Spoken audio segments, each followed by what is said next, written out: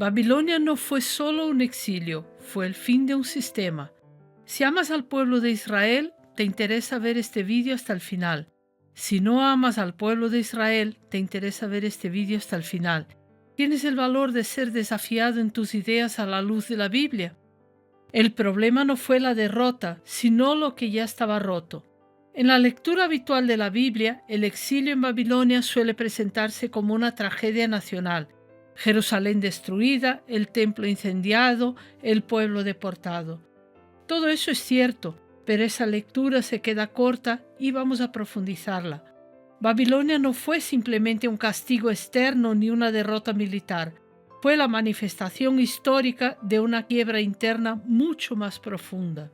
Cuando Jerusalén cayó por mano de los babilonios en el año 597 a.C., no se derrumbó solo una ciudad, sino un sistema completo, el sistema del culto, del sacerdocio, de la mediación entre Dios y el pueblo.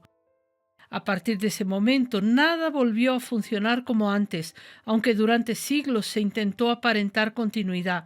El problema no empezó en Babilonia. Babilonia fue el punto de no retorno. Analicemos el problema de fondo, un pacto roto y una fe vaciada. Los profetas no se cansaron de repetirlo durante generaciones. El problema de Israel no era la falta de ritual, sino la sustitución de Dios por otra cosa.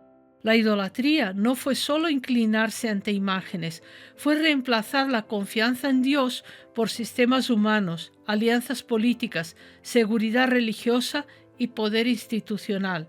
Israel seguía ofreciendo sacrificios, celebrando fiestas y acudiendo al templo, pero el corazón del pacto estaba ausente. La obediencia se había convertido en formalismo y la fe en una costumbre heredada. La injusticia social, la corrupción del liderazgo y la violencia convivían sin conflicto con el culto. El templo pasó de ser un lugar de encuentro con Dios a convertirse en garantía supersticiosa. Mientras el edificio estuviera de pie, el pueblo creía estar a salvo. Los profetas desmontaron esa ilusión una y otra vez. Ninguno fue escuchado.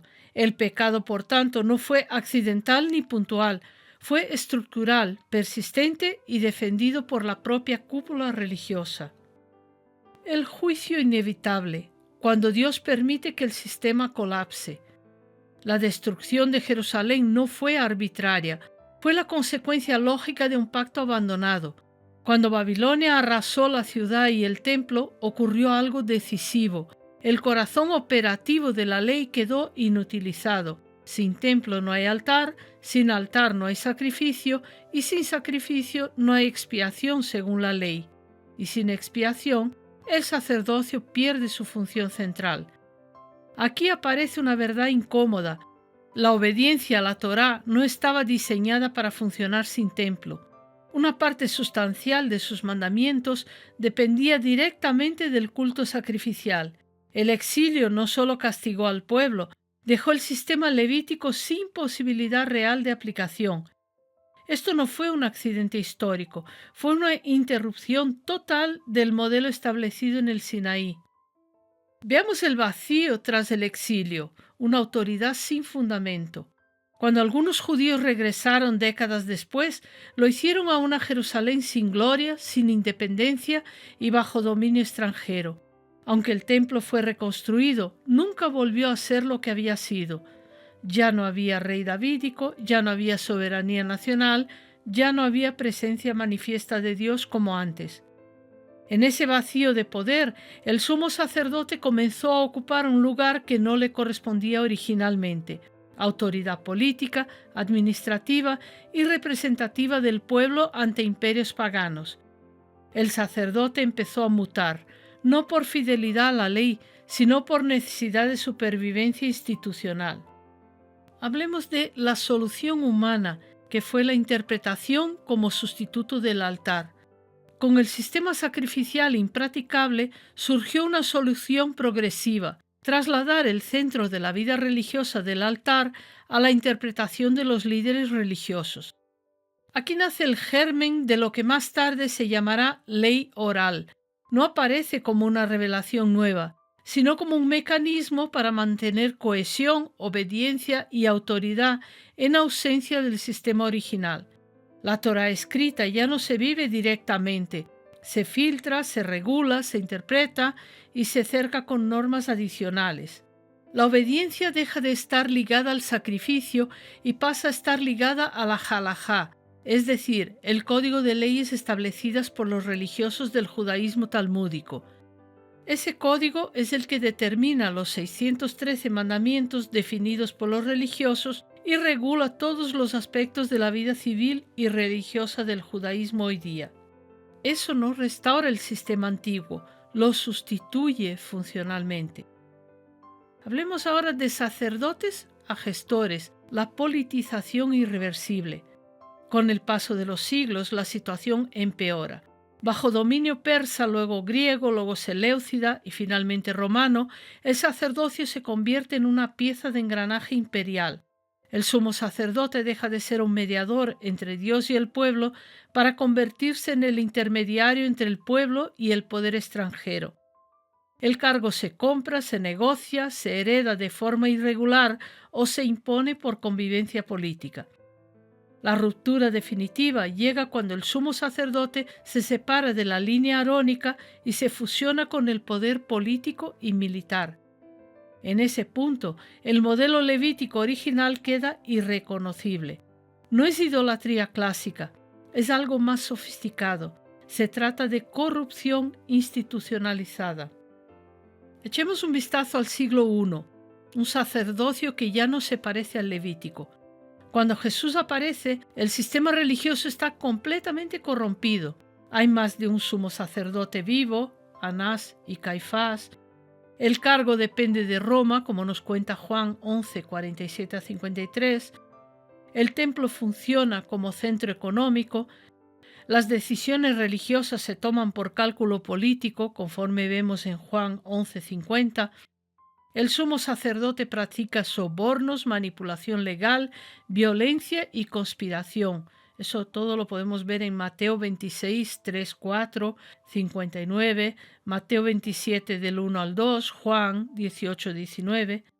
La santidad personal dejó de ser criterio para ejercer el cargo. En el tiempo de Jesús, el sumo sacerdote lidera la conspiración para matar al Mesías. Eso lo podemos leer en Juan 11, 53 y en Mateo 26, 3 y 4, por ejemplo. El mismo sacerdote utiliza falsos testimonios y manipula a Pilato para que asesinara a Jesús. Llegan incluso al absurdo de confesar que el César es su único rey y no el Mesías prometido por Dios. Eso lo leemos en Juan 19, 12 a 15. El que debiera ser el guardián del santuario se convierte en el agente de muerte contra el Mesías. Nada de esto tiene respaldo en la Torá. Levítico 16 describe un sumo sacerdote único, santo, temeroso, centrado exclusivamente en la expiación. El liderazgo del siglo I es exactamente lo contrario, múltiple, pragmático, violento y al que solo le preocupa defender su poder. Este es el sistema que Jesús confronta. No intenta reformarlo, sino que lo expone como inválido. Veamos ahora cuando el sistema entendió quién era y decidió eliminarlo. Cuando Jesús comenzó a enseñar, no tardó en quedar claro que su mensaje no era una simple reforma moral ni una corrección de excesos religiosos. Desde el inicio su autoridad desbordaba los márgenes del sistema existente. No hablaba como intérprete de la ley, sino como alguien que estaba por encima de ella, alguien que tenía autoridad divina. Perdonaba pecados sin recurrir al templo, declaraba limpio al impuro sin sacrificio, reinterpretaba el sábado desde una autoridad que no podía proceder de ningún rabino y de forma cada vez más explícita hablaba de Dios como su Padre en un sentido que no admitía ambigüedad. El liderazgo religioso rápidamente comprendió lo que significaba eso. No reaccionaron así porque Jesús fuera un maestro incómodo, ni porque amenazara tradiciones secundarias. Jesús, el Rey, estaba presente. Lo primero que dice Jesús cuando empieza su vida pública es: el tiempo se ha cumplido, el reino de Dios se ha acercado, arrepentíos y creed el Evangelio. Esta declaración es lapidaria para el liderazgo religioso fraudulento. Anuncia que el tiempo se había cumplido, es decir, Dios había establecido un tiempo y ese periodo se había terminado. Cuando dice que el reino de Dios se había acercado, era evidente que el rey estaba presente. Lo siguiente es la instrucción de lo que todos debían hacer: arrepentirse y creer el Evangelio. Evidentemente, eso fue un mazazo sobre el tipo de vida que llevaban estos religiosos que servían a sus intereses y a los de Roma. Veamos la reacción ante Dios. Los escribas y fariseos reaccionaron porque entendieron que Jesús se estaba atribuyendo prerrogativas divinas. Y eso, si no era verdad, solo podía ser blasfemia. Si era verdad, representaba el fin de su poder sobre el pueblo y beneficios de ello, y lo más importante, Jesús es Dios. A partir de ese momento, la oposición dejó de ser ocasional y se volvió estratégica. Cada confrontación pública, cada pregunta trampa, cada intento de desacreditarlo delante del pueblo respondía a un objetivo claro: neutralizarlo. Cuando eso no funcionó, el plan escaló hacia su eliminación física. El sistema religioso hizo entonces algo revelador. Dejó esa apariencia de actuar como guardián de la ley y comenzó a comportarse como una maquinaria de poder. Manipuló procesos, buscó falsos testimonios, presionó al poder romano y utilizó al pueblo como instrumento. Todo para silenciar a aquel que no solo denunciaba su corrupción, sino que además se presentaba como el cumplimiento de todo aquello que el sistema decía defender. Incluso después de su muerte, el problema no desapareció. La resurrección no fue celebrada ni examinada con honestidad, sino combatida. Se intentó ocultar la resurrección, como se intentó sofocar el testimonio, desacreditar a los testigos y falsificar explicaciones alternativas. El sistema no podía permitirse que Jesús estuviera vivo, ni siquiera en el anuncio de sus discípulos. Y cuando ya no pudieron tocar al Mesías, dirigieron su violencia contra quienes proclamaban su nombre. La persecución de los apóstoles no fue un exceso aislado, sino la continuidad lógica del mismo rechazo. El mensaje seguía siendo el mismo: Jesús es el Señor y el Mesías prometido. Y mientras ese mensaje existiera, el sistema corrupto rabínico quedaba al descubierto. Así, el conflicto no fue entre dos interpretaciones de la ley, sino entre un sistema que ya no tenía legitimidad divina y aquel que afirmaba y demostraba ser la realidad a la que toda la Torá apuntaba. Hablemos ahora de que Jesús no vino a reparar ese sistema, sino a sustituirlo. Aquí el Nuevo Testamento es radicalmente claro. Jesús no actúa como un reformador del templo, sino como su reemplazo. Habla de su cuerpo como el verdadero templo, perdona pecados sin sacrificios, acepta adoración, declara obsoleto el sistema de mediación existente. La carta a los hebreos lo formula sin rodeos. Si cambia el sacerdocio, cambia necesariamente la ley que lo regula.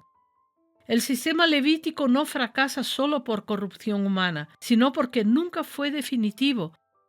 Dios había determinado que ese sistema era sombra del sacerdocio mesiánico que venía y que era la realidad. Cuando Cristo ofrece un sacrificio único y perfecto, el altar queda innecesario. Cuando entra como sumo sacerdote eterno, el linaje arónico queda superado. Cuando el velo se rasga, el sistema entero queda cerrado. No hay reforma posible, hay cumplimiento y cierre. Hablemos ahora de la etapa después del templo, la consolidación de un judaísmo rabínico talmúdico.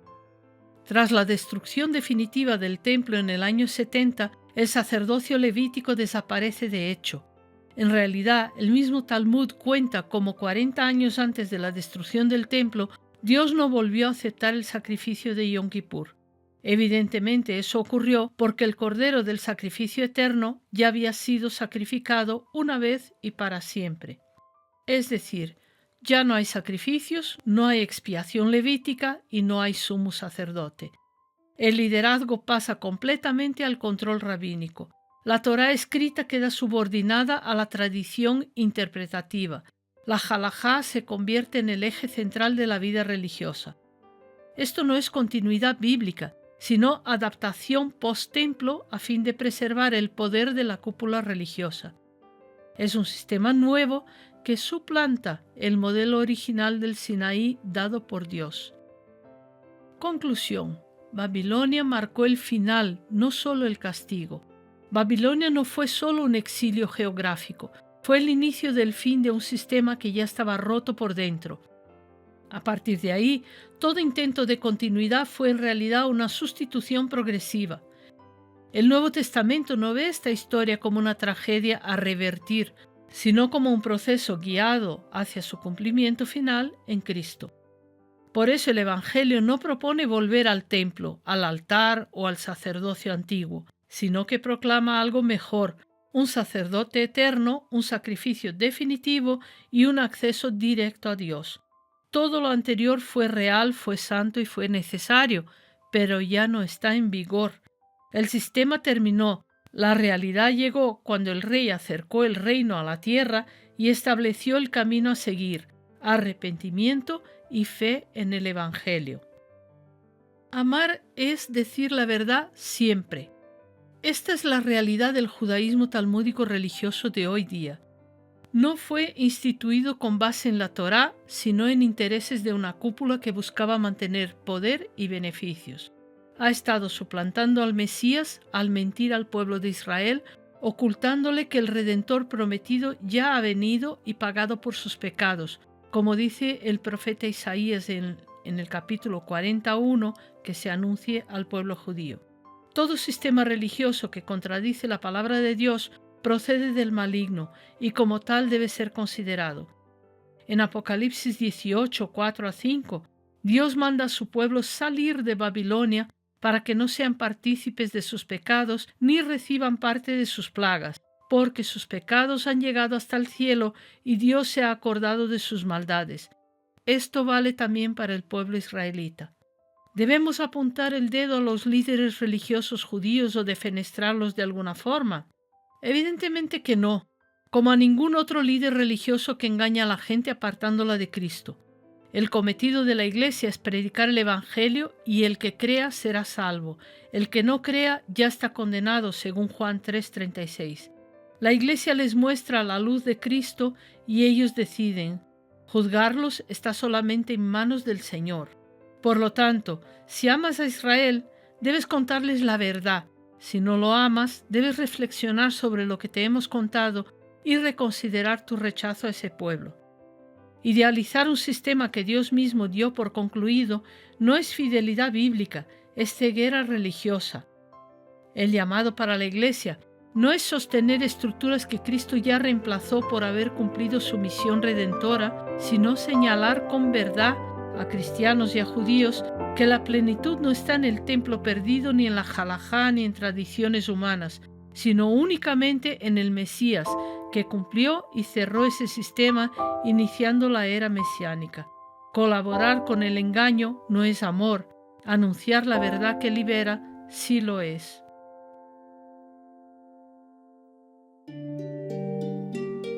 En Discernir compartimos material que expone los esquemas de engaño que operan hoy en el mundo.